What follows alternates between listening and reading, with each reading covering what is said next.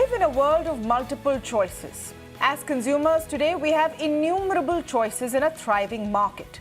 But there is one sector where choices are still limited. Imagine if you could not choose to change your mobile service provider, or were stuck with booking flights on only one airline. That may actually have been the case decades ago, but is unthinkable in this day and age. However, as an electricity consumer, you're stuck with your electricity provider, except in the city of Mumbai, where you have a choice between two players. In fact, of the 32+ crore households served by India's electricity network, less than 2% have choice.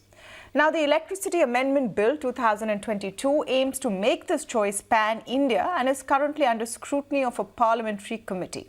So what are the challenges that have made electricity a service where consumers are stuck, in most cases with state monopolies, and why does this need to change? To speak on this, I'm joined today by Kandarp Patel, MD and CEO of Adani Electricity Mumbai. Dhaul DG of IPPAI is with me on the show. I'm also speaking with Amit Kapur, Joint Managing Partner, JSA Lawyers and Advocate, and Vijay, Karia, Chairman and MD of Ravin Group of Companies. Welcome to all of you, and thank you so much for speaking with us today on the show. Mr. Patel, let me begin with your take on the premise we've laid out in the introduction. The fact that we live in a world where it's difficult to imagine you don't have a choice. If you have to decide, for example, to eat somewhere or to consume something, it's more difficult to choose what to do. But electricity is a sector which seems to have been stuck in time, with very few exceptions. Why is it important in your view to change this? So I think distribution company by nature is a regulated business, and it's also a cost-plus business. What we believe is that if you have a competition, besides regulatory scrutiny, there will be a lot of scrutiny internally because of pressure from competition. And I think in a process, it is the consumer who gets better services and reliable supply and a better tariff. So I think competition will bring a lot of efficiency to the sector. That's what we firmly believe. Now we have one example of this, one clear example for this as far as your company is concerned, and that is in Mumbai. How do you think that has changed things for consumers? What are the options it has given consumers? And does it become a cheaper or a more difficult option if consumers have to switch electricity providers? So Mumbai is a place where consumers have a choice both in terms of content, which is a supply, and in terms of wire. So any consumer can take a supply from me using other distribution companies' network and vice versa. And at the same time, he can get a supply from me using my wire and getting a supply from other supplier using their wire. So that's a very, very advanced competition that we see in a distribution sector in Mumbai. World over, if you see competition is mainly in a supply. Wire still remains a monopoly. Whereas Mumbai, even wire is not a monopoly. There is a competition in wire. Now, because of this competition, the consumer comes into a focus, and therefore the distribution company takes all necessary steps that is required to meet that customer's expectation. And you can understand the Mumbai customers would always be demanding one, so that puts us into the spot and make sure that we perform much better in terms of customer services. Absolutely. In fact, some would say that Mumbai customers are also one of the most pampered lot. We have relatively few or very rare electricity outages. If there is, it makes news. So it is a different sort of breed of customers. But, we're talking about choice on a pan-India level, and what are the kind of challenges that the sector is also facing. I want to come to Dhaul for some perspective on this. Now, there have been attempts to legislate and change government policy to support a freer market, a freer sector. Why has it been so difficult in the case of the electricity sector? Well, taking off from what Kandarp Patel said, I think he has made a valid point. Let me give you a couple of examples on consumer choice. About 25 years ago, if you want to take a flight from Delhi to Mumbai, it was one choice, Indian Airlines, Indian Airlines, Indian Airlines. Today you have lots of choices. You have fares, you have competition. The consumer has a lot of choices. Those who are inefficient get knocked off. Take the case of transmission lines of the telecom sector.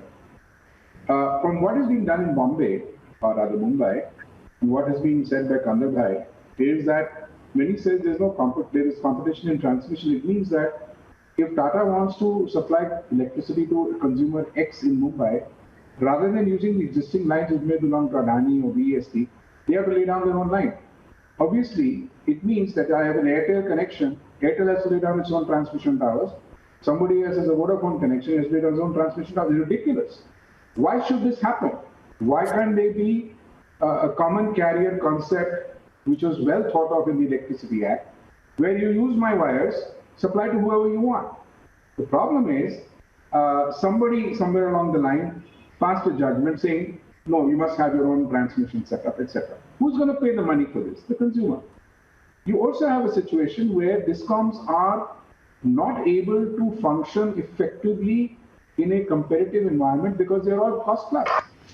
So the consumer ends up in a situation where he has no real choice. Everyone is trying to block this because it's a fight, if I can use the word, between competition and regulation. It's a fight between consumers and the existing status quo of the distribution companies. So I don't think any distribution company looking at from their point of view is going to allow competition, which means that they lose customers. That's not going to happen. So that's the reality of the situation. So in Mumbai, the last point I want to just make quickly is we pay a huge amount of tariff in Mumbai compared to other parts of India. The tariffs of Delhi to Mumbai, it's maybe 3 times more in certain areas. So we are paying that cost. And yes, you said we are privileged to have an islanding system in Mumbai, but that also doesn't have 100%. Like 4 days back, you had a load shedding all over parts of Mumbai, North Mumbai, and all that stuff. So, all said and done, there's a lot of work to be done. Yeah, a lot of work to be done. We have to make this a pan-India concept, and it's very important also from the point of view of a couple of other factors. I want to come to Amit Kapur on this. One is quality of service to consumer, of course, choice. Will it also help alleviate some of the clog up in the arteries of the sector? This is a sector which is stuck with huge debt, unpaid bills, a lot of political interference sometimes. It's a very tricky space to navigate. And now you're in the midst of a time when you are pushing for renewable energy and you want to get the end consumer involved. So I think it's a challenging time from the point of view of the transition that the sector is going through. We are still consuming far lesser than the international average for a developed or nearly developed economy. We are today seen as one of the growth engines of the world. So we need far more power. Our problem is that we are still stuck on the tariff structures, largely with the state regulators trying to keep the tariff artificially low. So then we start working on competing and allocating shortfalls.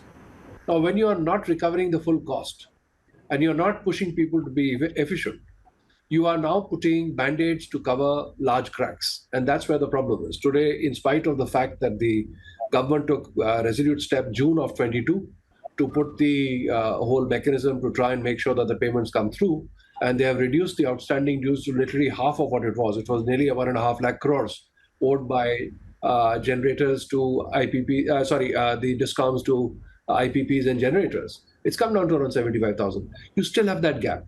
That's one issue.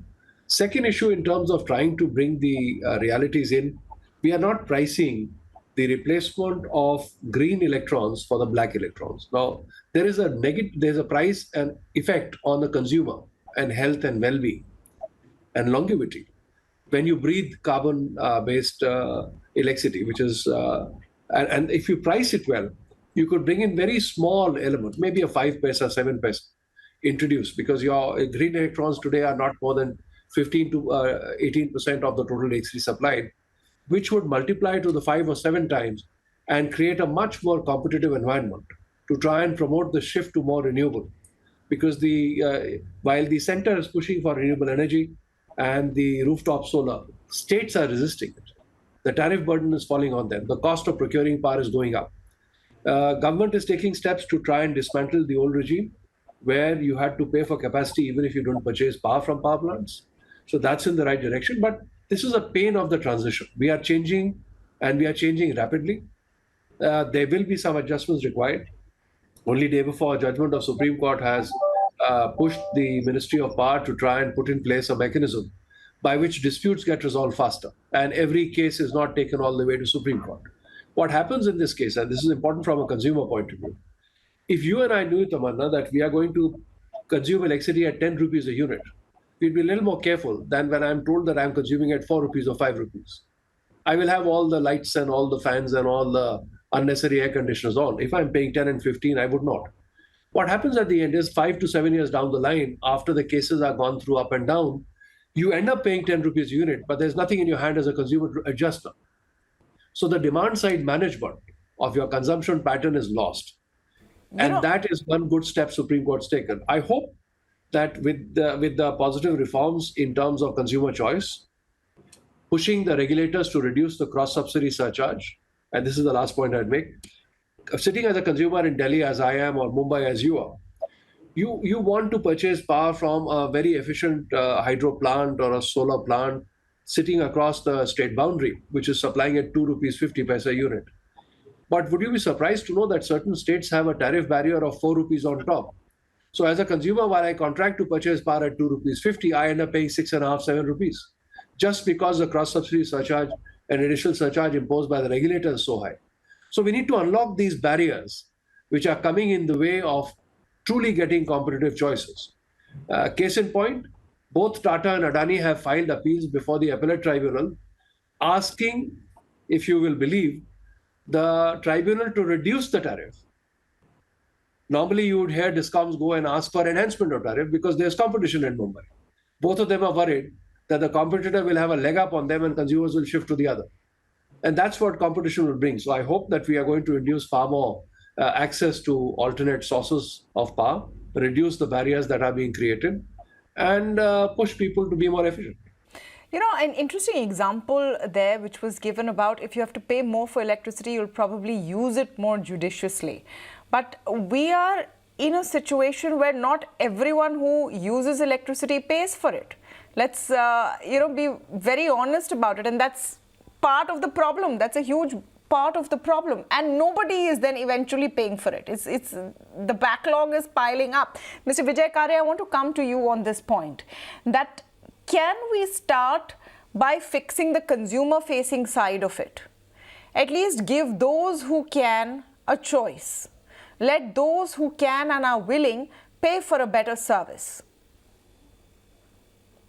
So let's look at it in a slightly different manner. I think all my friends and colleagues have put across their viewpoint very well.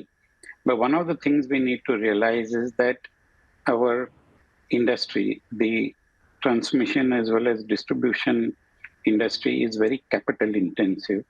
And first, you need to set up a lot of capital. You need to set up a network. So like Amit said, that if I want to choose between a very efficient hydro plant or a very efficient solar plant, I cannot, basically because where I'm sitting, there is only 2 or 3 people who are the distributors out there. So I cannot go and ask a company who is distributing in Delhi to supply me electricity in Mumbai.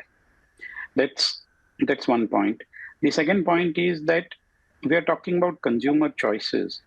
But I think one thing we need to also understand is that the networks that the electricity distribution companies are today grappling with are antiquated. They are age-old, and they are set to specifications which are more than 5 decades old. One of the biggest problems that we face in our country is about fires, and 90% of the fires are caused due to electrical short circuits. And we lose about 73 lives a day in fires, and that's something that we need to address. And for that, there will have to be a lot of capital put in to renew the networks, to increase the safety and the efficiency safety and efficiency both go hand in hand. And unless you do not increase the efficiency, you are only cross-subsidizing the whole thing. Now, for example, I think the consumer, the commercial consumer in Mumbai pays far, far higher cost. Sitting today in Mumbai as a commercial consumer in my office, I pay almost equivalent to 20 or 21 rupees a unit. I mean, and on the other side, a villager, a farmer, is paying something close to 2 rupees, 2.5 rupees, and that too if he's paying it. Otherwise, there is a lot of theft of electricity. So the distribution companies who are servicing the consumer have to look at A, their inefficient networks. They do not have the capital, most of them, to renew their networks. B, they have to face a lot of political flack in terms of if they try to, recover money from the consumer. The third part is that the companies are facing a lot of power theft. And how do you address this? You can't just say that make yourselves cost effective, give the best of service, unless you do not have that infrastructure to do so. One of the things we need to realize is that, yes, if you have a common network, that means all the companies, or say you have a consortium that lays down the wire, the distribution, and then companies share those costs, and then it is distributed equally amongst the people, and based on the number of consumers you have and the consumption that you have, it would be an equitable unit to divide amongst the companies. But unless and until you do not come down and change your basics, just, I think, giving a better service to the consumers. Yes, people are trying. There are private companies, Adani is there, Tatas are there, a lot of companies across the country are doing this. But that is because they are bettering their networks, they are bringing in new innovations and ideas. And unless we do not do that, I think the consumer is always going to face this choice of either pay exorbitant tariffs and prices or suffer at the hands of the company because you are paying a lower tariff. Just the context to this, the promise of free electricity to certain sections has almost become embedded in all party manifestos before pretty much all elections. And it is concerning because there's nothing called free in this world. Someone is paying it. At the end of the day, it's the taxpayer, or it's the electricity generator or the discom, or someone who hasn't got their bill paid. So someone's paying it. Nothing's free, and it's effectively going to impact India's energy sector as our demand grows. Now, you spoke a lot, the previous speaker spoke a lot about challenges that are there. Mr. Patel, I want to come to you on this point. In terms of overcoming these challenges, as the number one power utility in India, and that's how you were ranked recently by the Ministry of Power, what do you think are the steps you need to take? What are the areas of focus that you have worked on? So one of the important things that we realized after we took over this company, Adani Electricity, in August 2018, was that there are two major factors that was missing in the business. One obviously was there was very little focus on the customer requirement or customer centricity. And the second thing was that very, very poor level of digitalization and automation in the day-to-day working. Now, we know that all those regulatory hurdle, cross-subsidy issues, investment required for upgrading the network and consequential effect on consumer, all those issues would be there. But we thought that let us take a fresh approach and try and make sure that we focus on these two parts.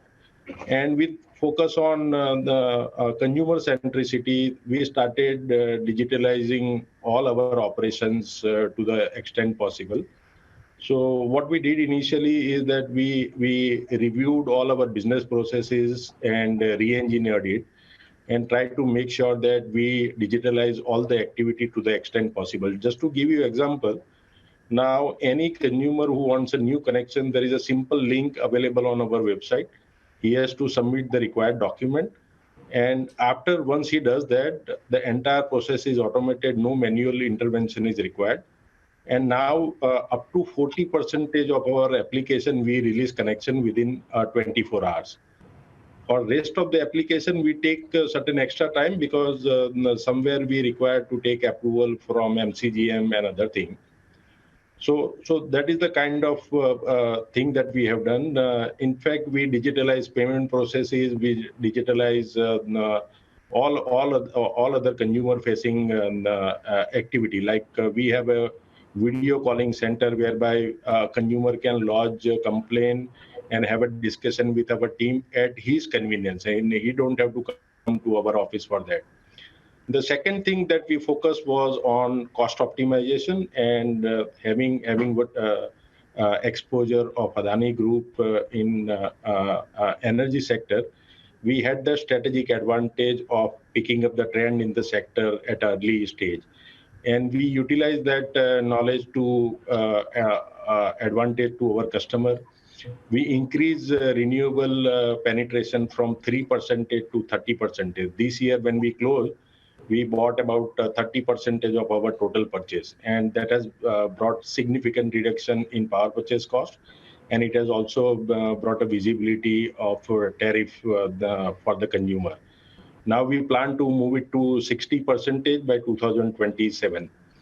At the same time, we started forecasting our demand because if you have to integrate renewable energy in a great extent, you need to be very precise as far as load forecasting is concerned.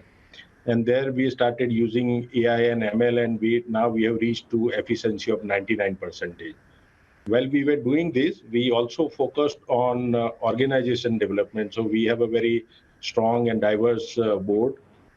We also refreshed our organization, hired a lot of fresh talents, and we invested quite a huge amount of effort in as far as upskilling our employees and development of their competency. So this is the kind of approach that we took at AEML. But essentially, the focus was to bring a technology and customer centricity in organization. Mr. Patel, since you have talked about your targets for renewable energy, I just want to come back to you on that as a follow-up. From the consumer side, how is the consumer going to be plugged into this plan of renewable energy? What would it mean for the consumer? Would it mean a cheaper source of energy? Would it cost more to go green? Give us some perspective there. So what we did is that we replaced the market or thermal power with a renewable power.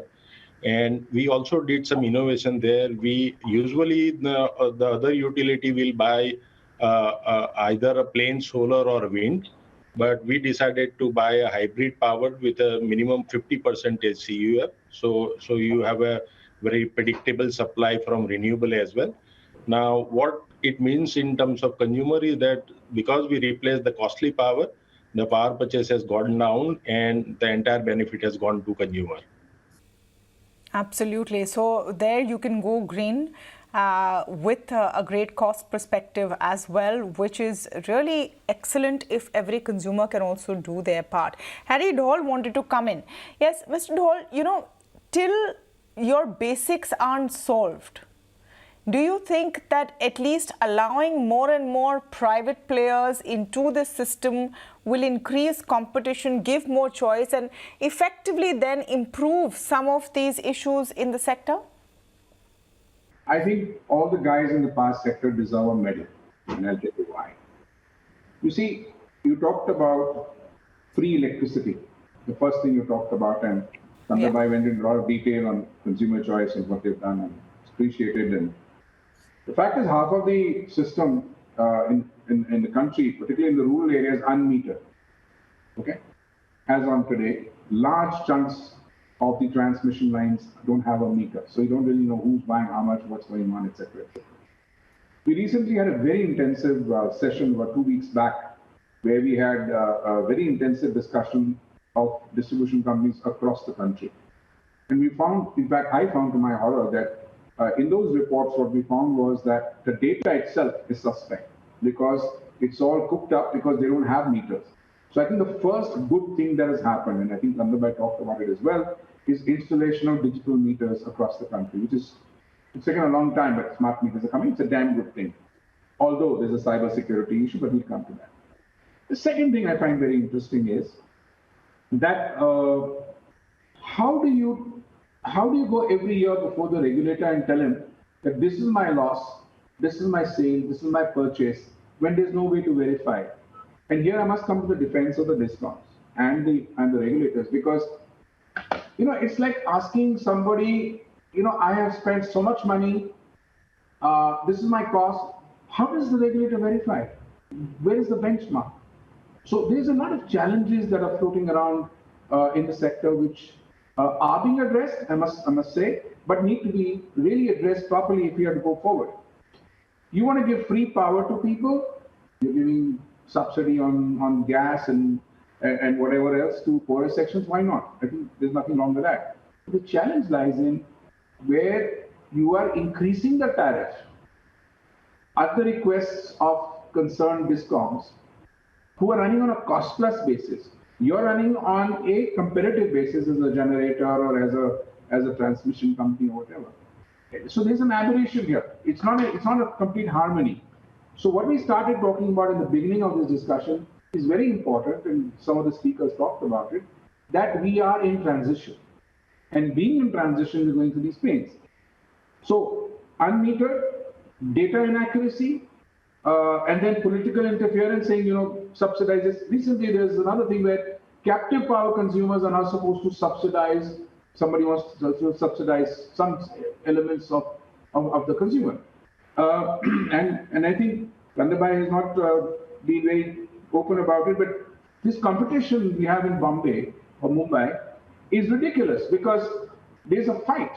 I mean, I've seen it with my own eyes because one has been watching this.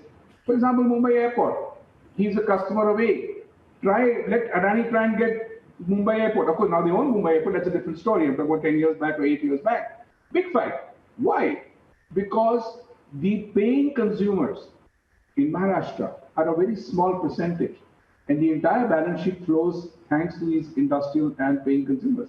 Now, if you want these paying consumers to pay a higher tariff because you want to subsidize somebody because someone has a political agenda, then you're screwing the system further. So the point I'm trying to make is, while we respect and appreciate the political masters of the day to subsidize whoever they want, but they should, in a sense, subsidize the distribution company. If you don't, you're going to have a collapse. Last point.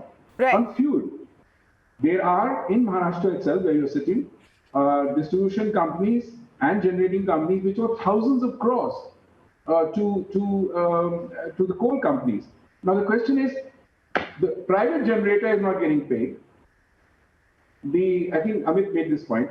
The government generator is being paid even if he doesn't schedule the power for fixed charges, because there's a fixed cost element which is mandatory. You've got this whole thing about unmetered. Stop laughing, Amit. It's a fact. We've been discussing this for now. Amit is waiting to come in next. So, yes. Please finish your point. Yes. These things are getting very, very, very challenging, and I think hats off to guys like Kandarp Patel and others who have taken it upon themselves to run these difficult businesses the way they are. But the fact of the matter is, there's a lot of work to be done, and yes, you can give subsidy to somebody, but not at the cost of somebody else. No, but that's not the only hitch. We're only focusing on one end of it, which is subsidized electricity to some sections of society, and you would argue every nation will need to support some sections of society. That's well and fair.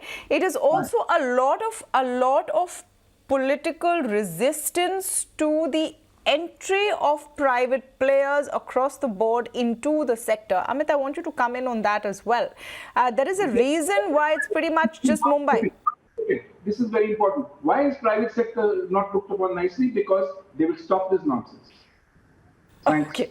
No, I mean, let Amit come in on this. There is resistance. It's not easy. It's not easy, and there is a reason why pretty much only Mumbai has managed to have this choice.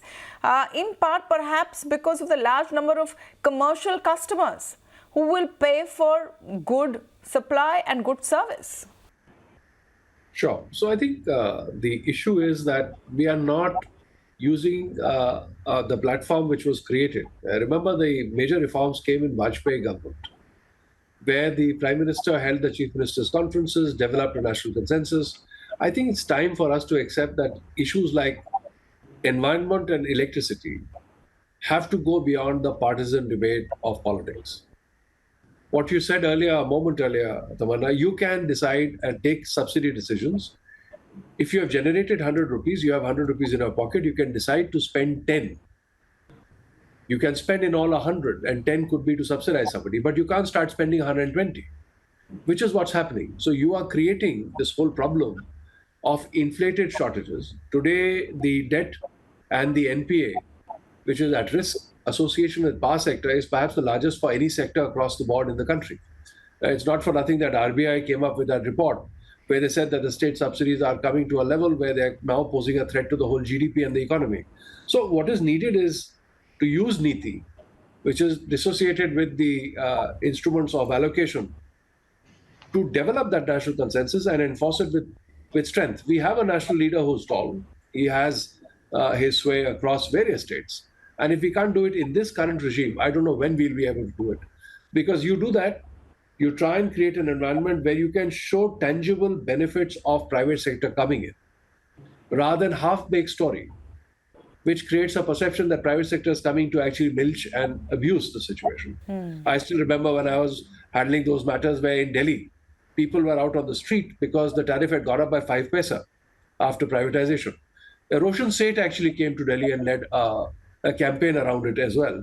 Now, this was only because of the perception that private sector was using electronic meters, which was fast running and fixed to basically charge the consumers higher. What actually had happened was that meters which were electromechanical, which could be interfered with by just putting a wire in, were replaced by the safe electronic meters, and they were genuinely reading the actual consumption. People who had built on 400, 800 square yards, a single-story houses had now 4 stories. There were 4 families living, but their contracted load was still 1 kilowatt or 5 kilowatts, while each floor would have 5 ACs. Now, under the circumstances, what we need to do is bring that consciousness in people. Once you bring the consciousness, you create the baseline through the use of data and reliable data through electronic metering, smart metering, etc. Right. You'll be able to create a perception of benefit of privatization. No, and the fact is, if more people pay for the service, the overall cost per customer and consumer will go down. It's kind of like our taxes. If there are going to be fewer people paying taxes, you are going to end up paying high tax rates. Let me come to you, Mr. Vijay Karia, as we are coming to the concluding part of this conversation and this debate. What would you like to see change? And especially now that we have a piece of legislation which is going through the whole process, what are your hopes from this? So I would like to see a few changes, and very, very strongly. The first one is a better equipment, and you need to revitalize. So I think the government needs to subsidize to a very large extent the capital spent on refurbishment or revitalization of the electrical installation. That's number one. Number two, I would like to see change in our thought process, because today what happens is that we are, I think, one of the few countries in the world where we are actually penalizing consumption. That means the higher the consumption you have, the more tariff you pay on your electricity charges. This is weird, because a person who is consuming 100 or 200 units per month, now to send him an invoice, to collect that money from him and to keep an account of his is much more expensive in terms of administrative costs than to look at a person who's consuming 2,000 units per month. So I think this anomaly needs to change. The third thing that I would like to see is that we as a country and people across the entire nation, we need to get in a perspective that electricity is not something that we need to fritter away. It needs to be handled carefully, and therefore a lot of people are talking about meters. Yes, there has been an issue of a lot of meters, but then there is a lot of inefficiency in terms of losses because of the way you connect your endpoints at the consumer. I am at that end, so I realize that there is a lot of loss going into your plug points, into your switches, into your lights, into your fans, into your air conditioners. There's a lot of these things. So I think what needs to happen is that a regulation needs to come out where a strict electricity audit should be done for at least a lot of the houses or the commercial establishments starting. It might take a few years, but at least we'll get somewhere. So these are the few things that I would like to see changes and contextualize this as a nation which is hungry for energy, that demand will be growing. Some of these problems will only compound. As we wrap up, Mr. Patel, closing comments from you as a player that wants to now provide that choice in various markets. What are you looking forward to in terms of policy? So obviously the proposed bill which is under discussion, if it comes about, then it will bring a lot of competition. But the existing Electricity Act 2003 also has a provision for a parallel licensing. So while we would welcome that bill to become an act, but we are not waiting, and we are targeting a few regions where we are going to seek a parallel license. The point in case is we have already applied for Navi Mumbai, where we have sought a second license or a parallel license. What are the other markets on radar? Will you be able to share that with us? So there are quite a few that our team has worked out, but we also understand that, as Mr. Karia said, it involves a lot of capital investment. So we will also have to keep that into mind, and we will progress according to our appetite for capex in distribution. Absolutely. Thank you so much to all of you for joining us today on this discussion as we highlight the changes that need to be made in the entire sector. Thanks once again. Thank you. Thank you. Thank you.